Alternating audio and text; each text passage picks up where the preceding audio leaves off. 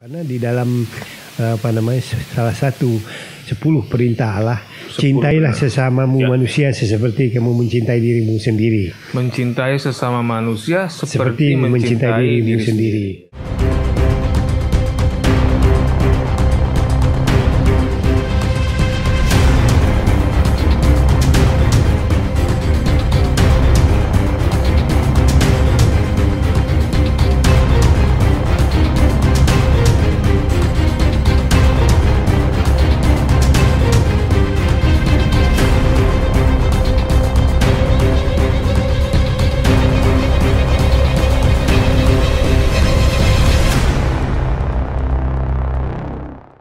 Assalamualaikum warahmatullahi wabarakatuh. Selamat sore dan salam sejahtera untuk kita semua. Bertemu lagi dengan dialog kerukunan bersama tokoh agama. Dialog ini merupakan kerjasama antara Forum Kerukunan Umat Beragama Kalimantan Barat, YIN Pontianak, dan Kementerian Agama Wilayah Kalimantan Barat. Sahabat kerukunan di Kalimantan Barat yang berbahagia, pada kali ini kita ketemu dengan tokoh agama yang mewakili KWI Pak Liong ya, Konferensi Wali Gereja Indonesia. Terima kasih Pak Liong sudah hadir di tengah-tengah kita. Diskusi ini nanti disaksikan oleh seluruh masyarakat Kalimantan Barat, Pak Liong, terutama para pengurus FKUB di 14 kabupaten kota. Saya ingin menyapa dulu seluruh pengurus dan anggota FKUB di 14 kabupaten kota. Dialog ini bisa ditonton di channel YouTube FKUB, channel YouTube channel YouTube Kementerian Agama Wilayah Kalimantan Barat, dan channel YouTube YIN Pontianak. Pak Liong, apa kabar nih? Kabar baik Pak. Alhamdulillah Pak Liong ya. Sehat Pak Liong ya? Ya sehat. Pak Liong ini sudah sepuh tapi kelihatan terus sehat ya. Mudah-mudahan sehat. Semoga sehat-sehat terus ya, Pak ya. Amin, berkah Pak ya. Ya. Pak Liong, kita mau diskusi soal ini Pak Liong, soal seputar kerukunan Pak Liong ya. Ini kan bangsa kita, negara kita ini kan belakangan ini diterpa banyak isu yang bisa memicu pertengkaran, bisa memicu perselisihan dan seterusnya. Bahkan banyak narasi-narasi tentang radikalisme, kekerasan di mana-mana, dan itu relatif bisa mengancam persatuan dan kesatuan kita sebagai bangsa. Nah, kira-kira menurut Pak Liong yang dari sisi keajaran Katolik menyikapi isu-isu seperti ini bagaimana nih Pak Liong? Yang pertama tentunya saya ucapkan terima kasih ke pihak YIN yang bekerja sama dengan FKUB dan Kementerian Agama Provinsi.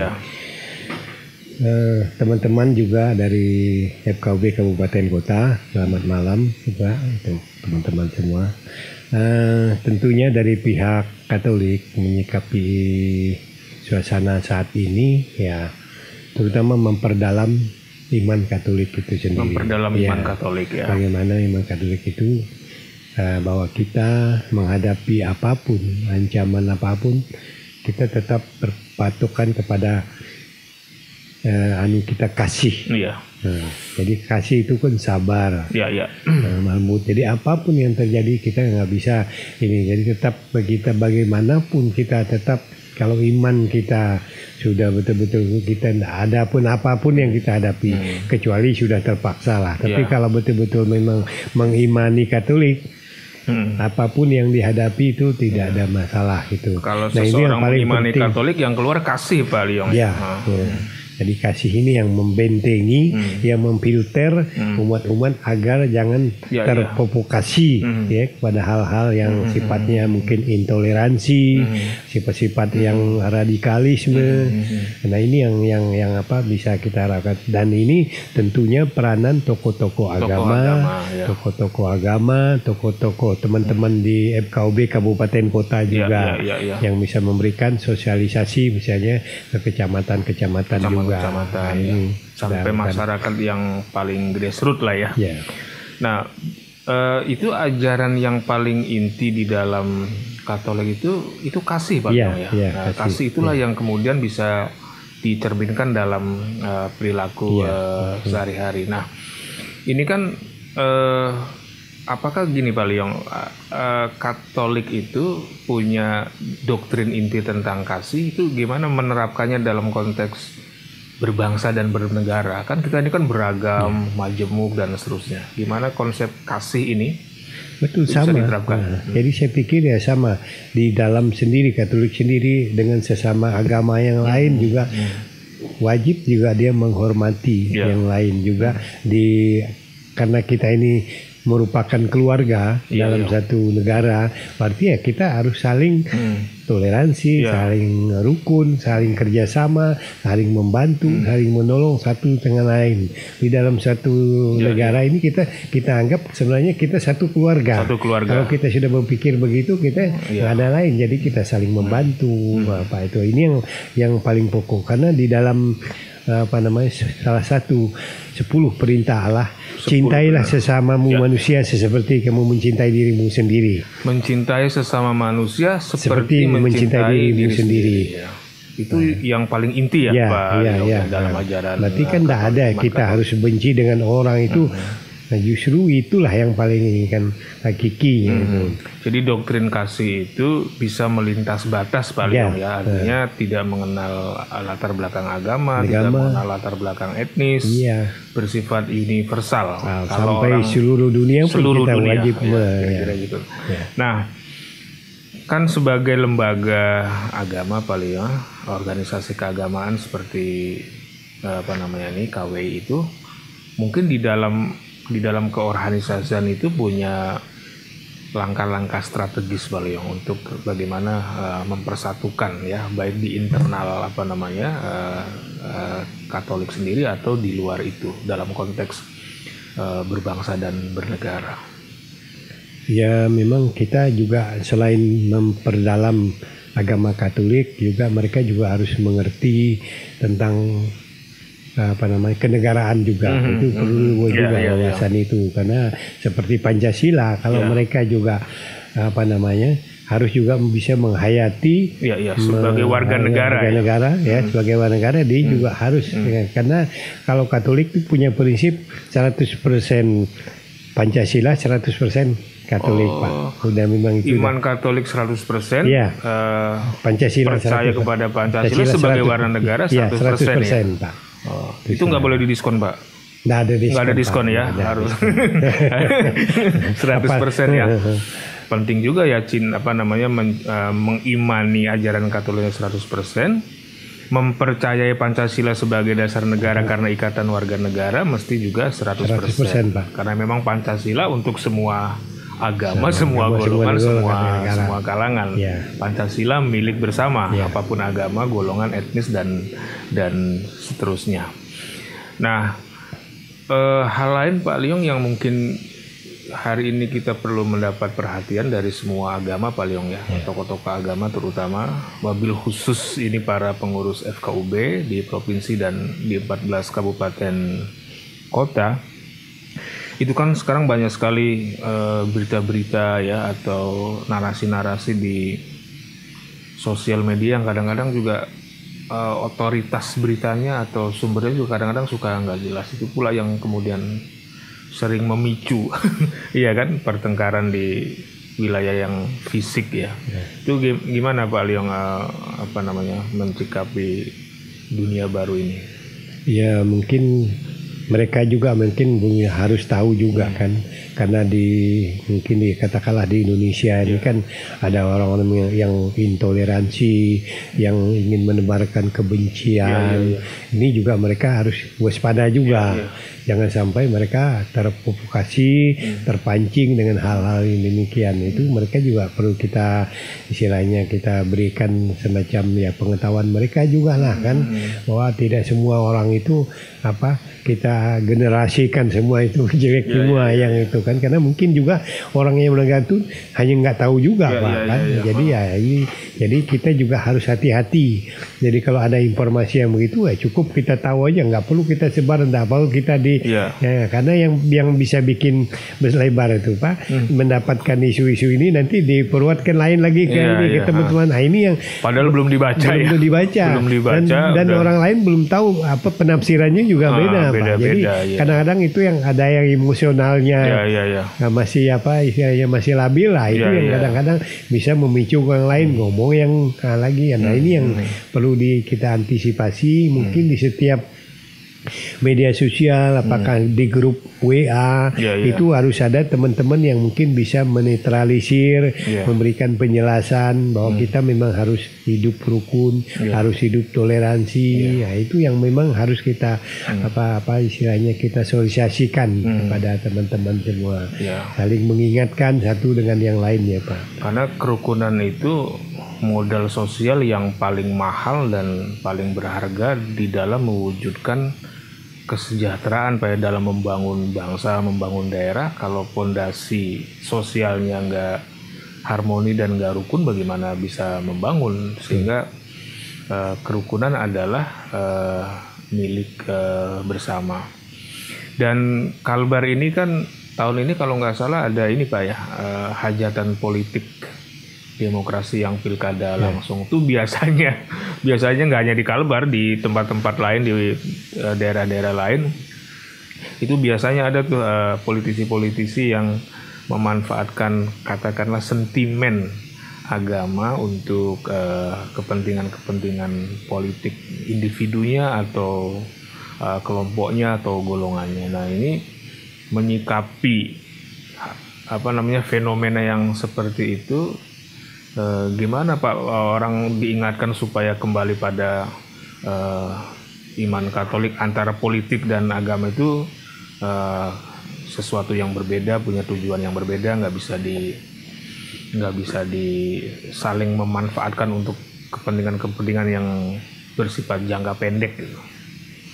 Jadi memang kita kan ada beda juga. Kalau yang milik hak Tuhan itu kita berikan kepada Tuhan. Hak kaisar istilahnya atau hak negara memang harus kita berikan milik negara. Tuhan kembali kepada Tuhan. Iya Tuhan kan ada itu kan juga ada ajaran juga seperti itu ada, Pak ya.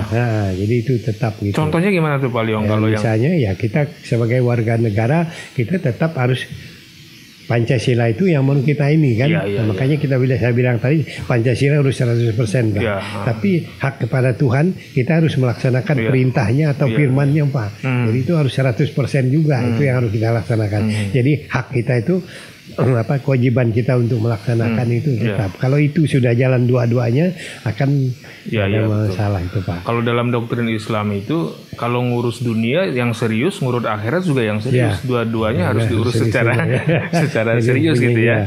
Kira-kira gitu ya.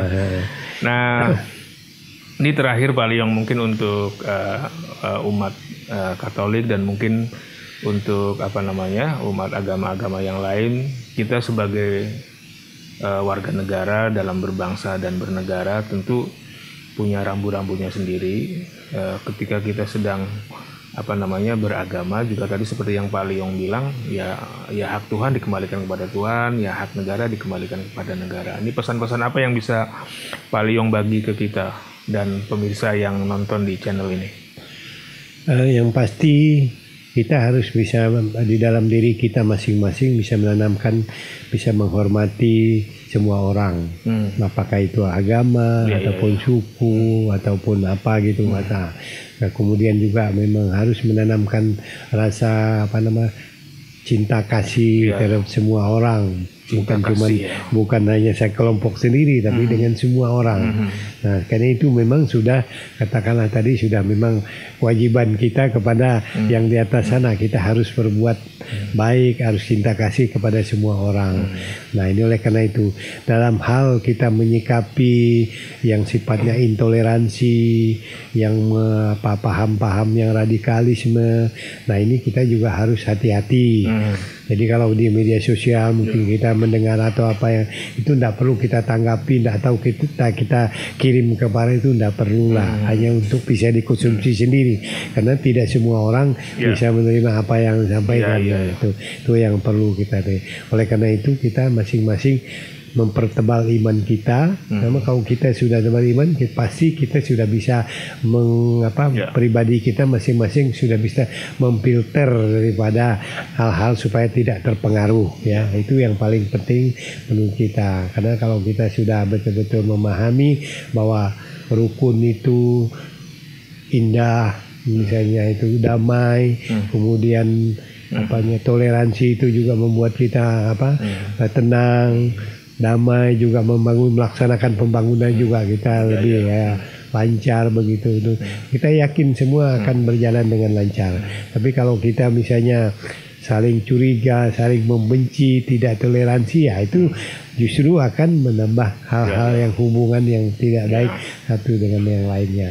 Mungkin itu yang mungkin saya baik Pak Leong, meskipun tentu ajaran-ajaran agama itu baik Islam, Katolik, Kristen, Hindu, Buddha, memang kadang-kadang secara ideal itu mudah kita khutbahkan gitu Pak Leong ya. Kalau kita bicara cinta kasih di gereja itu rasanya nyaman aja Pak Leong, sama dengan di Islam bicara tentang rahmatan lil alamin, kalau bicaranya di masjid tuh rasanya sejuk aja. Tapi justru tantangannya adalah ketika ajaran-ajaran ideal seperti cinta kasih itu bagaimana dia hidup di tengah-tengah masyarakat. Itu tantangan yang nggak gampang. Tetapi mungkin barangkali kuncinya kalau kita sudah memiliki iman Katolik yang 100% tadi itu, ya kan, itu bisa mempengaruhi tindakan sosial kita supaya antara pikiran tentang cinta kasih itu benar-benar hidup di tengah-tengah masyarakat.